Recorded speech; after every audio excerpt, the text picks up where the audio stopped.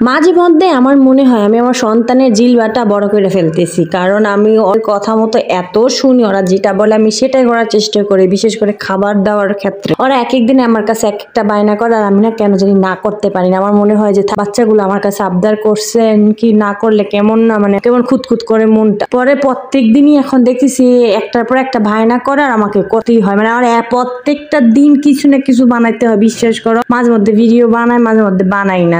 তোমরা মনে বলবা যে মায়েরা কি প্রত্যেক দিন এটা বানায়, আসলেই বানায়, প্রত্যেকটা দিনই বানায়। বিশেষ করে বাচ্চা দুইটার জন্য যখন তখন যা খুশি খাইতে চায়। তো হঠাৎ করে ফ্রেঞ্চ ফ্রাই খাইতে বলতেছে, তো ভাবলাম ফ্রেঞ্চ ফ্রাই অনেক ভাবে করি, তো আবার একটু ইউনিক ভাবে করা যায়।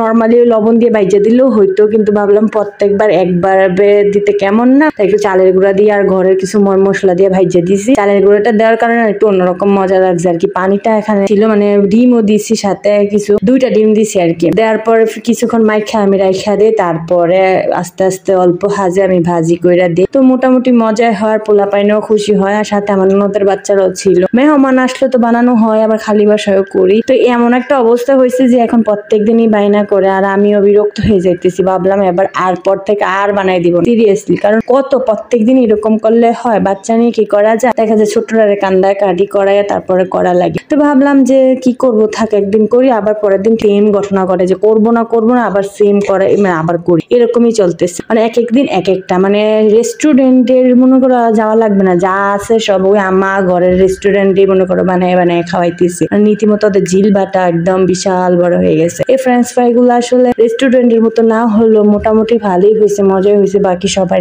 খাইছে, একটু সস দিয়ে দেওয়ার কারণে আরো মজা হয়েছে। ওরা নাইচা গাইনা খেয়ে ফেলছে। আসলে পোলাপাইন হয় কি, যেখানে মনে করো আবদার মিটাইতে পারে সেখানেই যায়, যেখানে আবদার করলে মান পাওয়া যায় সেখানে। পোলাপাইনও বুঝে যে মাকে বললে মা না করতে পারবে না, মা ঠিকই করে দেবে। পড়ায় খাওয়ানোর পর আবার বকাচোকা করি যে আর এবার আর করে দেবো না, এটাই লাস্ট, এটাই। আবার পরের দিন সেম আবদার, এক একটা দিন এক একটা হয় না। আমার ছেলে তো অলরেডি বলতেছে আম্মু আমাকে যখন স্কুলে দিবা এক একদিন টিফিনে এক একটা করে দিবা, তাহলে আমি স্কুলে যাবো, পড়াশোনা করবো। মানে আমাকে অলরেডি এখন থেকে ট্রেড দিয়ে দিচ্ছে আর কি। তো যাই হোক, পোলাপাইন ছোট মানুষ, কতই আবদার করে। অথচ ভাবি মোরে দেখলে যে আমরা ছোট ছিলাম এগুলা চিন্তামই না, খাওয়া তো দূরের কথা। আমরা বেস্তি কোনো খাবার ছিল না, খাওয়ার মধ্যে ফিডা চিরা ভাত এইগুলাই, আর বাইরে আমাদের কোনো খাবার ছিল না। আর এখনকার পোলাপাইন এত কিছু খাওয়ার পরও তাদের মনে করে ডিমান্ড শেষ হয় না। তো আমি যাই হোক, আমার পোলাপাইন গুলো আসলে সব বাপ মারে চায় একটু স্বাবলম্বী, মানে যারা আছে তারা এইসব চেষ্টা করে যে বাপ মার মানে বাচ্চা পোলাপাইনের আবদার গুলা মিটানো যার যার সামর্থ্য অনুযায়ী। তা আমিও চেষ্টা করি আমার পোলাপাইন যেটা খাইতে চাই সেটা করে দেওয়ার, অন্তত বাসায় আমিও করে দেই, ওরাও খুশি হয়। ওরা যতটুকু খায় না খায় হালাত ছড়ায় এমনই করুক, আলহামদুলিল্লাহ আমার ভালো লাগে যে আমার ছেলে পোলাপাইন আমাকে বলে, আর আল্লাহর